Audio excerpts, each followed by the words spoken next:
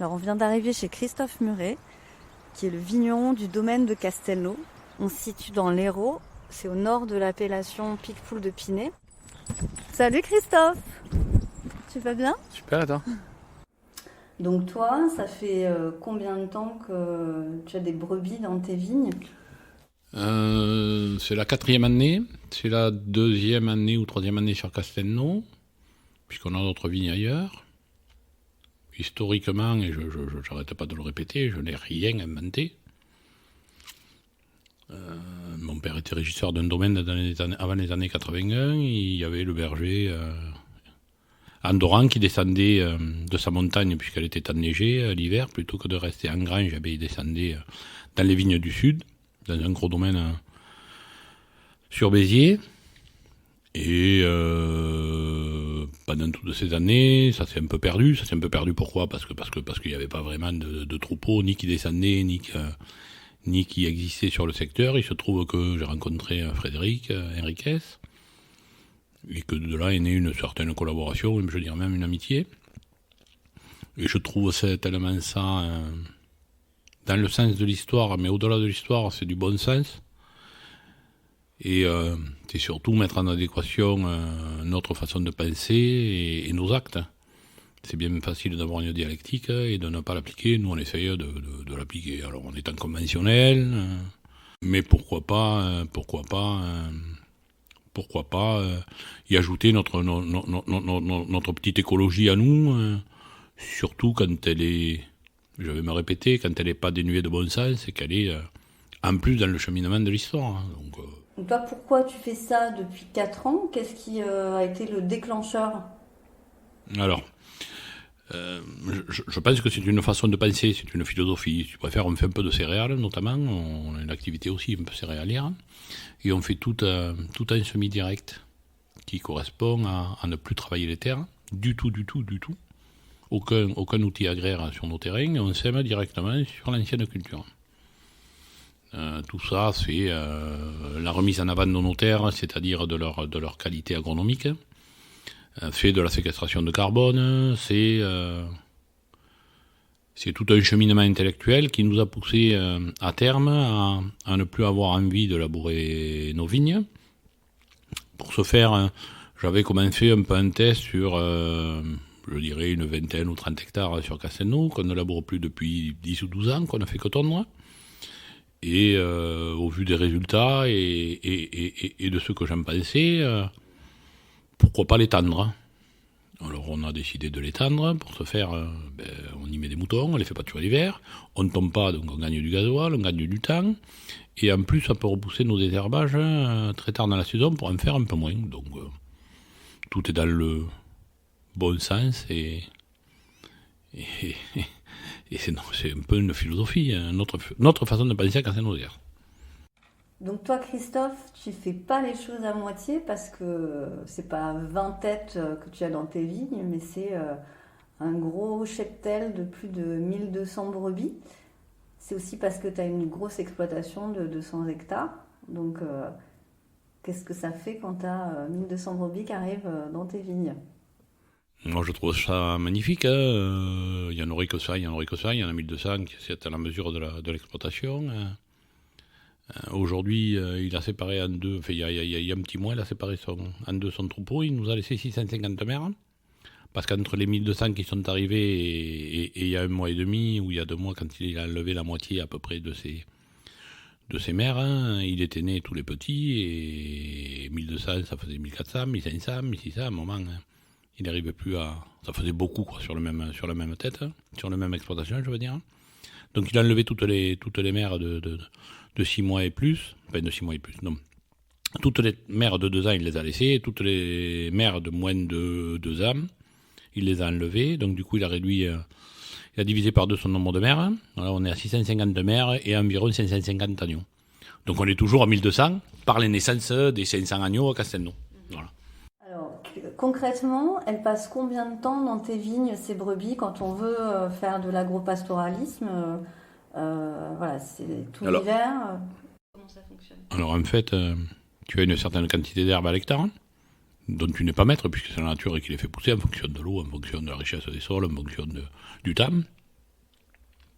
Tous les jours, le berger vient, entoure avec ses filets un nombre d'hectares qui lui semble être suffisant.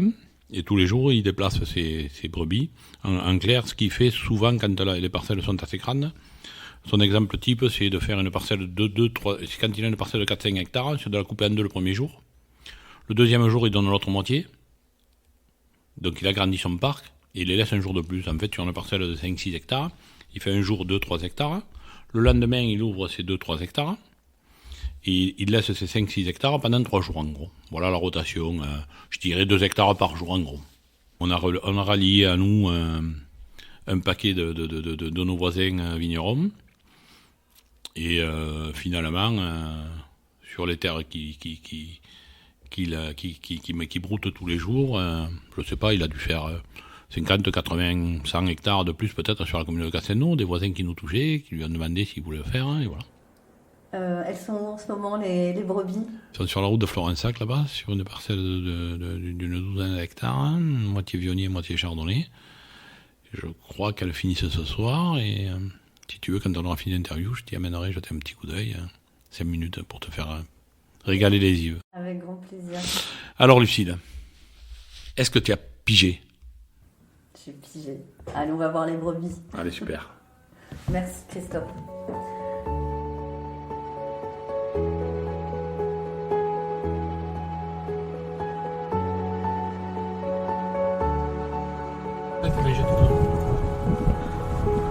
Ah, c'est magnifique. On dirait vraiment, on se croirait sur les Causses.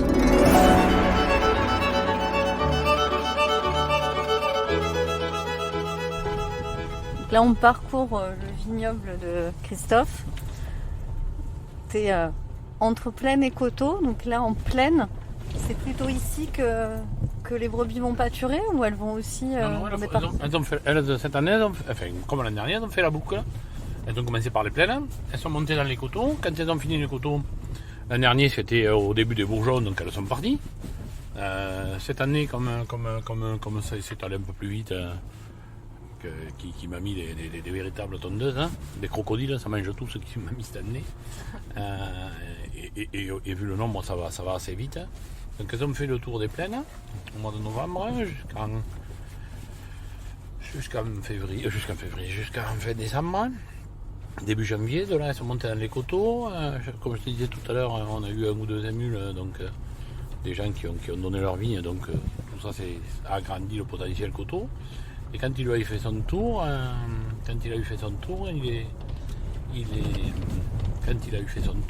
il a recommencé le tour de son arrivée du mois de novembre. Donc la boucle se boucle, gentiment. On est en train de faire la seconde repasse de nos vignes.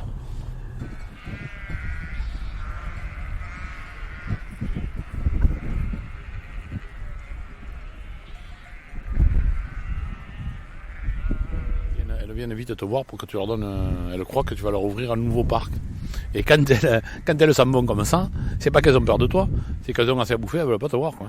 Laissez-moi tranquille, je mange, je suis bien là où je suis, et ne m'embêtez pas. Ouais. Tu crois qu'on peut s'approcher? Oui, mais l'électricité, tu vois. Ouais, non, c'est bon, ça y est, je suis passé. Je me méfie quand même du chien, je te le dis. Il fait bien son boulot de berger. De gardien, ouais. Tiens, regarde, dans la vigne, là, il y a des orties, mais les orties, elles les ont pas mangées. Gnocchi Gnocchi Alors, Gnocchi, tu viens là? Tu viens, mon petit Gnocchi? Ouais, mon petit Gnocchi, il est beau. Il est beau, ce chien. Bon, il est pas si... Non, mais bon, je le connais, oui. À force. On a fait quelques interviews ensemble. On est venus se voir.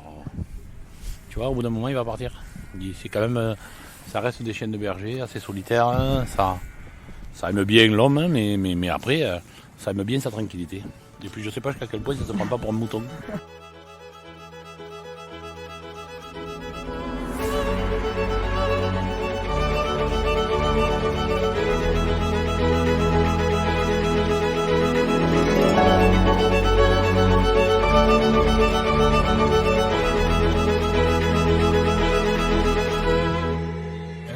lendemain, ça là.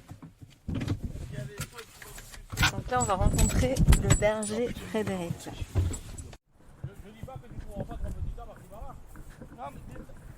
Donc là, le berger est en train de repérer la prochaine parcelle où les brebis vont venir pâturer. Ça, c'est des escargots, Ouais. Donc Frédéric, vous êtes berger, c'est vous qui amenez votre troupeau chez Christophe. Oui. Depuis 4 ans. Qu'est-ce que ça apporte de faire pâturer vos brebis dans les vignes de Christophe? Alors, ça fait une ressource en pâturage non négligeable en plein hiver. Donc les vignes en plein hiver sont pourvues d'herbe au sol. Et surtout les années comme on peut passer en ce moment où c'est très sec, on retrouve toujours de la ressource dans les vignes. Et par rapport à la surface que Christophe a aussi en vigne et au nombre de bêtes que nous avons, on arrive à trouver un bon échange de procédés. Nous, ça nous fait vivre les brebis.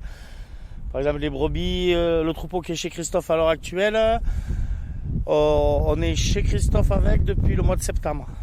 Donc voilà, il nous fait manger, pour ainsi dire, 800 brebis depuis le mois de septembre, grâce à ses céréales, ses vignes.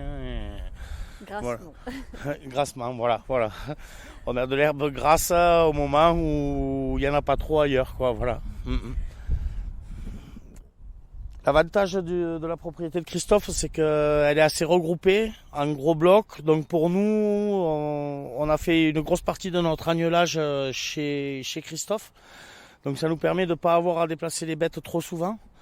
Et quand on les déplace, c'est des toutes petites distances. Parce que lors de la mise bas, lors de l'agnelage, avec on a entre 20 et 30 agneaux qui naissent par jour.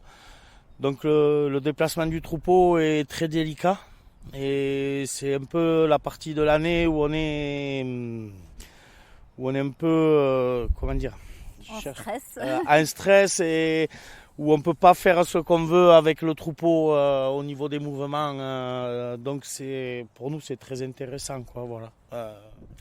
Vous voyez, cette année on est arrivé de bonne heure chez Christophe au mois de novembre.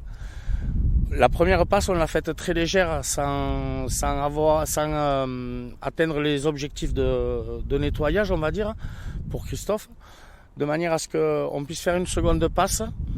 Donc il se sera passé un peu plus de 2 mois entre les 2 passages sur les parcelles, donc ce qui est relativement bien au niveau parasitisme pour nous, pour les animaux. La terre s'est reposée pendant 2 mois. Et ça nous permet d'avoir une seconde pousse, que si on met trop de pression au premier passage, la seconde pousse ne sort pas forcément, quoi, en fonction de la météo, de tout un tas de choses. Donc là, voilà, en travaillant comme ça, de concert avec Christophe, on arrive à trouver des solutions intéressantes. C'est toujours pareil, il faut du dialogue et de l'entente, quoi.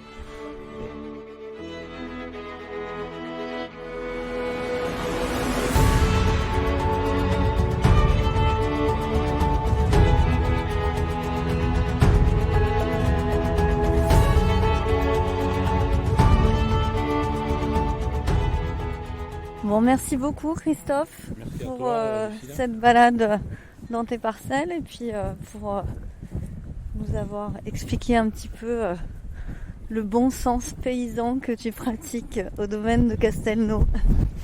Ma façon de penser, vous ne m'enlèverez pas ma façon de penser.